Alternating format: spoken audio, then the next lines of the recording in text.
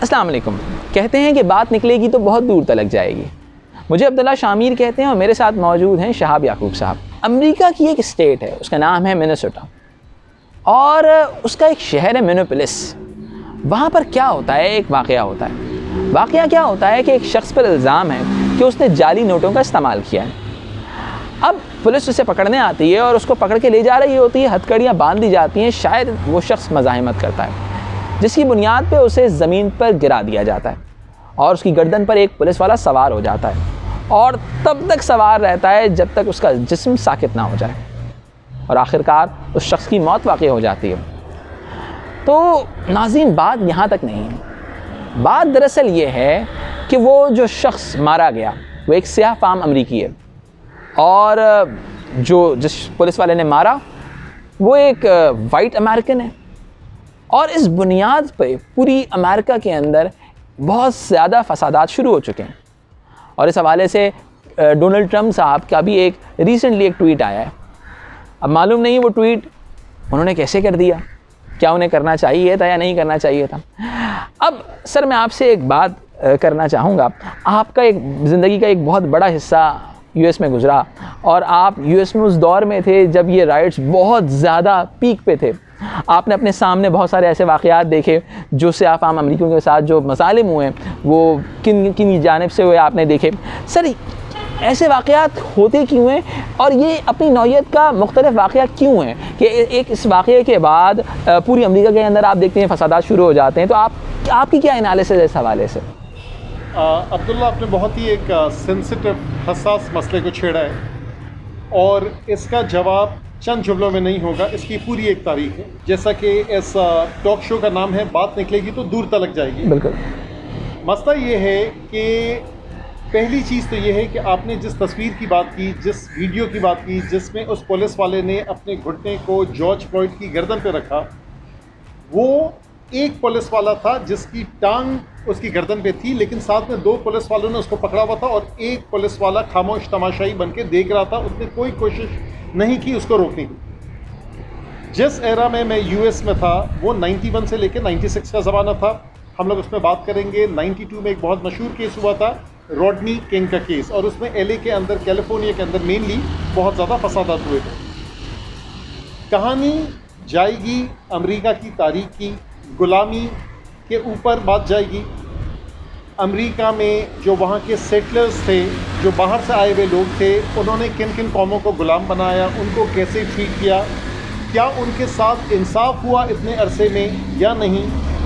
दोनों sides of the story हम उसको टच करेंगे और उसमें यही है कि उसी का तसलसल है जो आज तक हम देख रहे हैं और इन द नियर फ्यूचर कहीं मुझे इस चीज़ के रुकने के चांसेस नजर नहीं आते। लेकिन सर, कहते हैं कि बहुत सारे ऐसे लॉज फॉर्मुलेट किए गए कि इस इनइक्वालिटी को रोका जा सके। अभी रिसेंटली सरफराज भाई ने विक्टों के पीछे किसी सियाह फाम अमरीकी को काला बोल दिया था तो उनके ऊपर कुछ बैन वैन लग गया था। तो यानी कि ऐसा लगता है कि एक तरह से मूवमेंट जारी है कि इस इनइक्वालिटी को इक्वालिटी में कन्वर्ट किया जा सके। सही। तो अब आप सोचें कि अगर एक स्पोर्ट्स में ऐसा हो सकता है तो आपको लगता नहीं कि अमेरिकन कोशिश कर रहे हैं इस चीज़ को ख़त्म करने की? अब्दुल्ला, ये जो आपके सवाल का जवाब है वो ये है कि सिर्फ कानून बना देने से दिलों में छुपी हुई नफ़रतें ख़त्म नहीं होती। बहुत खूबसूरत बात, ये कानून बना देने से दिलों में छुपी हुई नफ़रतें ख़त्म नहीं हो सकती। बिल्कुल। अब अमेरिका में इनका जो नॉर्थ और साउथ, मैं कुछ स्टेट्स के नाम ले लूँ, ख़ासतौर पे वो लोग इससे रिलेट करेंगे जो वहाँ रहते हैं।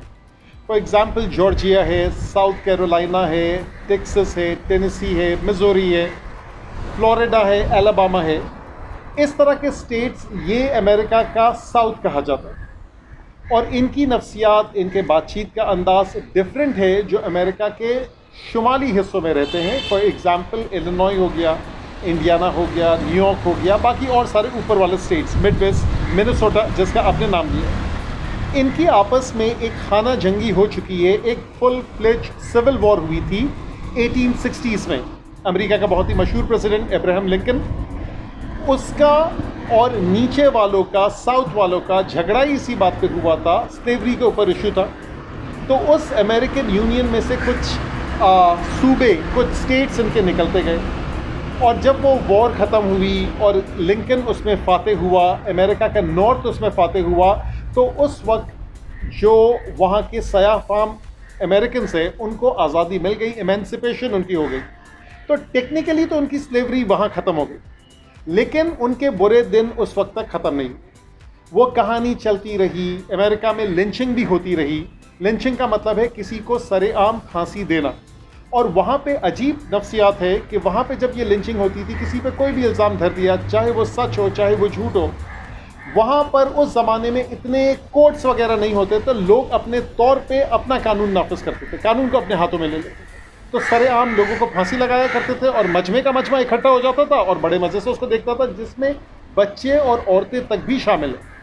तो सॉरी टू से कि यानी इतनी एक सिविलाइज्ड कौम है जो हमें दुनिया में एक से एक नई प्रोडक्ट्स देती है, जो नए से नए सिस्टम देती है, मगर उसका माजी जो है वो इतना रोशन नहीं है, वो कुछ ज़्यादा ही तारीफ है। लेकिन सर कहते हैं कि जो मीडिया होता है वो एक सोच बनाने की कोशिश करता है। बहुत सारी ऐसी फिल्म्स आई जो ब्लैक और वाइट की जो राइट्स थी उसको ख़त्म करने के लिए थी, और बहुत सारी फिल्मों में बताया गया कि ब्लैक्स को राइट्स दिए जा रहे हैं, ठीक है।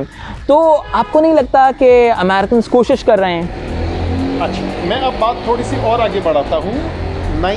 वर्ल्ड वॉर 2 के बाद की बात करते हैं कि उस ज़माने में अमेरिका में सिविल राइट्स मूवमेंट स्टार्ट होती है।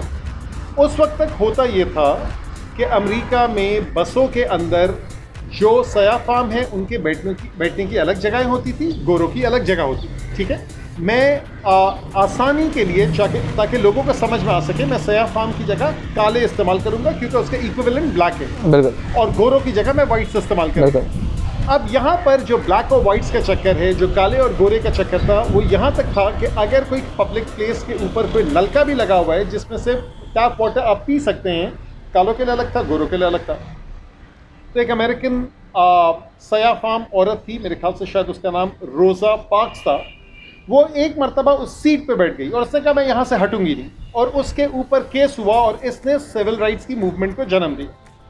तो वहाँ पर डॉक्टर मार्टिन लूथर किंग थे, और वो एक क्रिश्चियन प्रीचर थे, एक चर्च को लीड करते थे, वकील थे शायद, और वो इस चीज़ में आगे आए और उन्होंने इस मूवमेंट को लीड किया।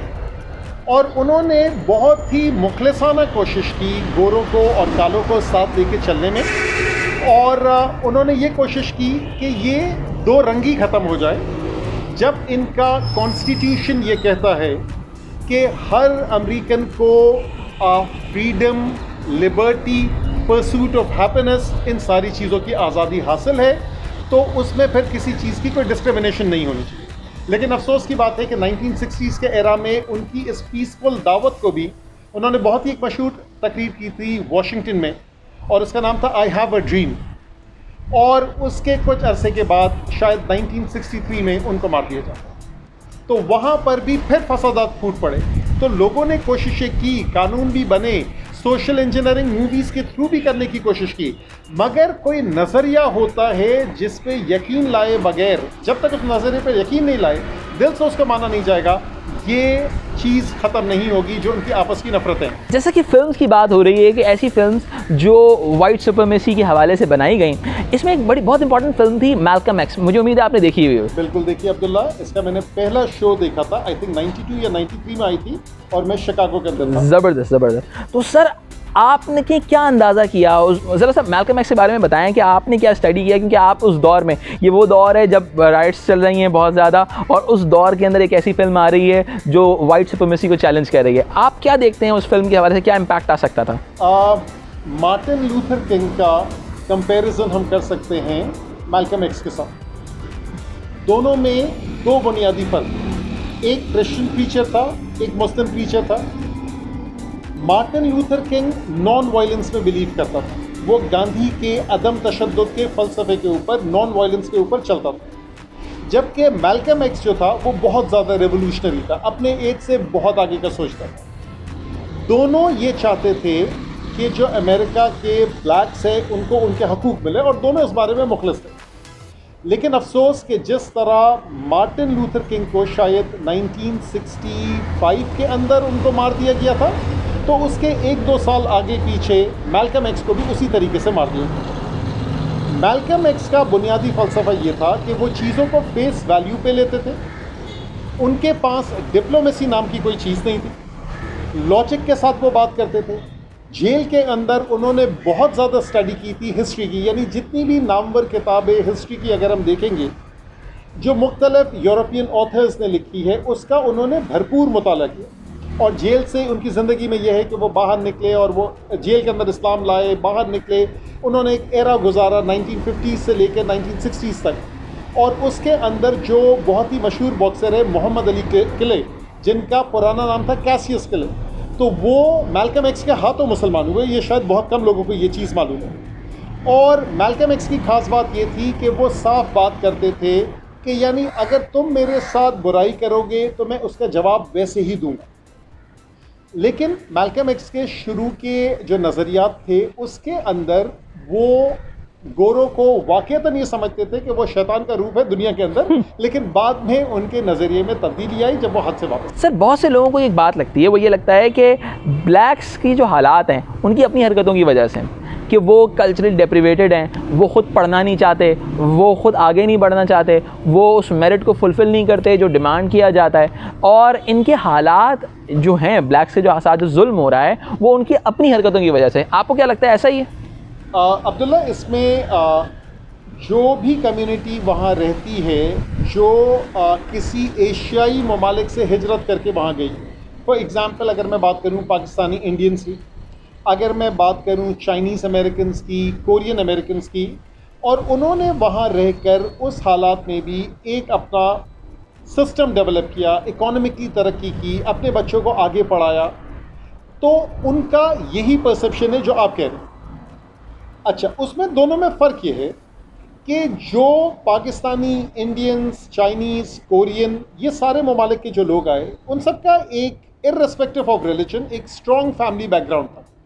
तो उन्होंने अपने बच्चों को एक पूरे लगन के साथ आगे पढ़ाया।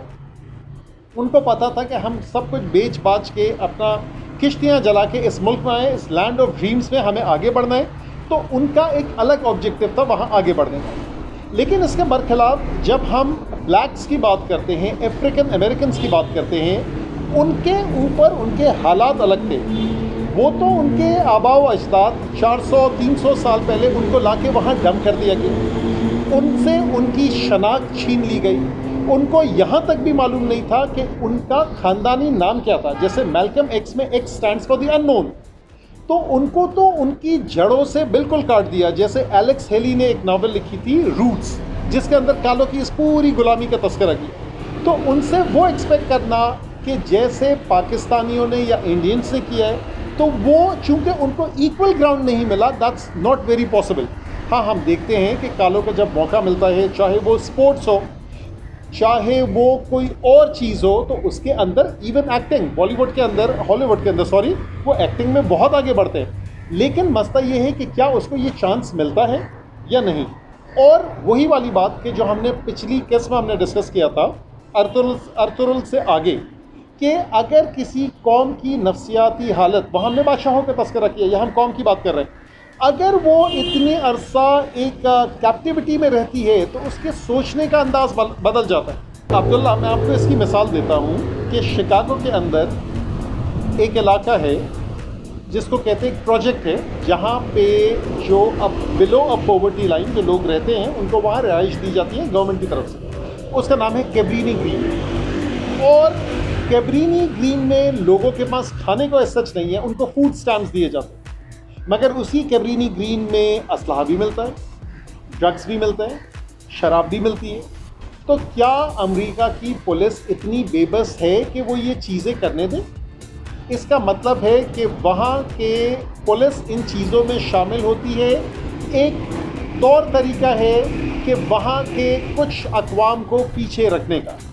तो ये जो मीठी मीठी बातें हैं कि सबके लिए इक्वालिटी है, एज सच सबके लिए। सर मीठी मीठी बातें तो नहीं है, डोनाल्ड ट्रंप तो साहब तो कह रहे हैं कि अगर मुजाहिरीन अगर एहतजाज करेंगे तो हम उनके ऊपर कुछ भी कर सकते हैं। ये तो डोनाल्ड ट्रंप मेरे ख्याल से पहला अमेरिकन प्रेसिडेंट है और हमें इसकी दाद देनी चाहिए कि इसके अंदर मुनाफिकत नाम की चीज़ नहीं है। ये जो इसके दिल में होता है वो उसके ज़बान पे जारी होता है। तो उसने बिल्कुल सही बात की, क्योंकि डोनाल्ड ट्रंप रिप्रेजेंट्स करता है वाइट सुप्रीमेसी को। अजीब सी बात है कि जो अमेरिका का साउथ है, जिसका हमने सिविल वॉर के कॉन्टेक्स्ट में बात की, वो रेसिस्ट भी उतना ही है जितना वो रिलीजियस है। तो अजीब सा इनका कॉम्बिनेशन है और इसका वोट बैंक है ही वो, तो ये वो वैसी ही बात करेगा जो इसके वोट बैंक को अपीस करेगा। असूली तौर पे अगर देखा जाए तो उन्होंने बात की कि जो इस मुजाहिरे के आड़ में लूटिंग कर रही है उनको मानना चाहिए। लेकिन क्या ये रूल उस वक्त भी लगता है कि जब कोरोना की पाबंदियों के सिलसिले में टेक्सास के अंदर लोग निकल आए थे असलहे के साथ, तो उस वक्त भी क्या अमेरिकन पुलिस ने उनके साथ वैसा ही बर्ताव किया जैसे इनके साथ किया? वो तो पुलिस के मुंह पे आके चीख रहे थे, मगर गोरे पुलिस वाले बिल्कुल खामोशी से खड़े रहे। फुटबॉल के मैचेस हो, चाहे यूरोप में हो चाहे अमेरिका में हो, जब वहाँ फुटबॉल के मैचेस के बाद हुलिगनिज्म होता है, लोग गाड़ियाँ उलट देते हैं, तो कहते हैं कि यार यंग प्रोटेस्टर्स हैं, ये थोड़े से जज्बाती हो गए, यंग लोग हैं, उनके लिए आपका ज़बान अलग है। उनके लिए जो पुलिस वाले कपड़े पहनते हैं वो सिंपल है, जैसे वो शो देखना है, कोई परेड देखना है। लेकिन जब कालों के लिए लफ्ज़ आता है, तो जैसे इसने इस्तेमाल किया, ट्रंप ने ठग्स का लफ्ज़ इस्तेमाल किया, उर्दू में भी इस्तेमाल होता है और अंग्रेज़ी में भी, और लूटर्स का लफ्ज़ इस्तेमाल किया। तो आपकी ज़बान बोलती है कि आप सामने वाले को कैसा ट्रीट करते हैं। जब तक आपके दिल की हालत नहीं बदलेगी, अमेरिका का रेस प्रॉब्लम सॉल्व नहीं होगा। सर आपने बहुत वजह तौर पे कहा कि दिल की हालात का बदलना बहुत ज़रूरी है। अगर मैं पाकिस्तान की तारीख़ को उठा के देखूँ तो हमारे 1971 का जो सानिया हुआ था, यानी कि सुकूत ढाका जिसको हम कहते हैं, और उसकी वजूहत भी यही थी कि हमारे जो मगरबी पाकिस्तान वाले लोग थे वो मशरक़ी पाकिस्तान वालों को कमतर समझते थे। यानी कि सिद्दीक सालिक साहब अपनी किताब मैंने ढाका डूबते देखा में लिखते हैं कि मैं जब ढाका एयरपोर्ट पहुंचा और वहाँ पे मैंने कुली को कुछ पैसे देने की कोशिश की, तो उनके किसी कुलीग ने कहा कि सर आप इनकी आदत क्यों ख़राब कर रहे हैं। यानी कि ऑटोमेटिकली एक जहन के अंदर एक चीज़ डेवलप हुई हुई है कि यार ये कमतर है, तो ऑटोमेटिकली इसका इम्पैक्ट तो होता है। सर जब हम इस प्रोग्राम की प्लानिंग कर रहे थे तो आपने मुझे मार्टिन लूथर किंग की कुछ तकरीर का हिस्सा सुनाया था। सर मेरे नाज़रीन को भी प्लीज़ वो सुनाइएगा, बड़ा कोई इंस्पायरेशनल है। अब्दुल्ला, ये जो तकरीर थी इनकी अगस्त 1963 में थी और बहुत ही मशहूर तकरीर है, आई हैव अ ड्रीम, मेरा ख्वाब है। I have a dream that one day even the state of Mississippi, a state sweltering with the heat of injustice, sweltering with the heat of oppression, will be transformed into an oasis of freedom and justice. I have a dream that my 4 little children will one day live in a nation where they will not be judged by the color of their skin but by the content of their character. और उसका एक और जुमला है, I have a dream that one day this nation will rise up, live out the true meaning of its creed. ये उनके constitution का एक जुमला है, we hold these truths to be self-evident that all men are created equal. लेकिन फ़िलहाल मुझे इसके आसार नज़र नहीं आते। शायद इसका सलूशन इस चीज़ में है जो मैल्कम एक्स ने हद से वापसी पे एक प्रेस कॉन्फ्रेंस की और उसमें उन्होंने कुछ कहा, When I was on the pilgrimage, I had close contact with Muslims whose skin within America would be classified as white, and with Muslims who themselves would be classified as white in America, but these particular Muslims didn't call themselves white. They looked upon themselves as human beings, as part of the human family, and therefore they looked upon all other segments of the human family as part of the same family. Now they have a different look, a different air, a different attitude, which is reflected in the attitude of the man in America who calls himself white. So I said, if Islam had done that for them, perhaps if the white man in America would study Islam, perhaps it could do the same thing. क्या बात है sir, आपने बड़ी खूबसूरत बात की कि हमें इक्वालिटी की तरफ आना होगा, हमें एक दूसरे को कमतर समझना छोड़ना होगा। और यहीं तक था आज का सिलसिला कि कहते हैं कि बात निकलेगी तो बहुत दूर तक जाएगी। और इसके साथ ही अब्दुल्ला शाह आमिर और शहाब याकूब को दीजिए इजाज़त, अल्लाह ने के बाद।